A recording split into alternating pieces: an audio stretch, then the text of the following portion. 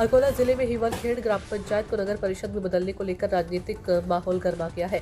मुख्यमंत्री देवेंद्र फडणवीस ने भाजपा की प्रचार बैठक में दावा करके खुद को श्रेय दिया कि हमने हिवरखेड़ एंट्री दिया है। ये पिछले 10 वर्षों में एक बड़ा कदम है। फडणवीस के इस बयान के बाद स्थानीय राजनीति में बड़ी चर्चा हुई, लेकिन अगले दिन अकोट में एक बैठक में उप मुख्यमंत्री अजीत पवार ने इस पर प्रतिक्रिया देते हुए कहा कि विधायक अमोल मितकारी ने हिवरखेड़ को नगर पालिका बनाने के लगातार प्रयास किया। उन प्रयासों के कारण यह फैसला लिया गया और श्रेया की दावेदारी को एनसीपी में खींच लिया। लिहाजा महागठबंधन के दो बड़े नेताओं के बीच विश्वसनीयता की चिंगारी बड़ी चर्चा की चिंगारी बन गई है। हिवरखेड़ की बैठक में अजीत पवार ने यह तीखा बयान देकर और उत्तेजना पैदा कर दी कि हमें नगर सेवक के रूप में ठेकेदार नहीं चाहिए, हमें कुशलतापूर्वक और पारदर्शिता से काम करने वाले प्रतिनिधि चाहिए। उन्होंने ये भी कहा कि विकास कार्यों में स्वच्छता और जन कल्याण प्राथमिकता है। राजनीतिक स्तर पर दिए जा रहे दावे प्रतिदावे जिले में खूब चर्चा का विषय बने हुए हैं और स्थानीय लोग कह रहे हैं कि आखिर इसका असली श्रेय किसका है। ये भ्रमित करने वाला है। हिवरखेड़ एमपी परिवर्तन और विकास का मुद्दा पीछे चला गया और अब श्रेयवाद की राजनीति सामने आ रही है।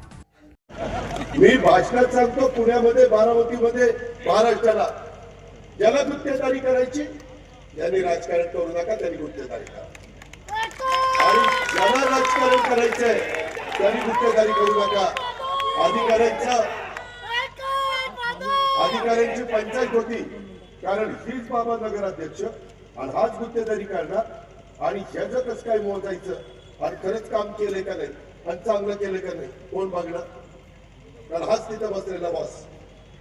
त्यामुळं माझं तुम्हाला सगळ्यांना सांगणं आहे की जे गुत्तेदारी करणारे आणि ते उभे राहिलेले असतील तर त्यांना मत देऊ नका।